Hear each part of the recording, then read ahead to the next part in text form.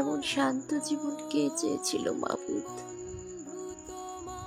উৎসবে আনন্দ লাগে না, শোকে কান্না আসে না,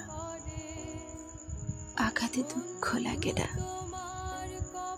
দুঃখে অবাক লাগে না। 22 গাছ নিচে নলকূপের জলের মতো এমন শান্ত জীবন তো চাইনি কখনো। আমার এই নদীর জলের মতো বানাইতে পারতাম, বাতাসের ঢেউ হইতাম। মানুষ আসতো, দেখতো, জোয়ার ভাটার মতো খোঁজ খবর নিত।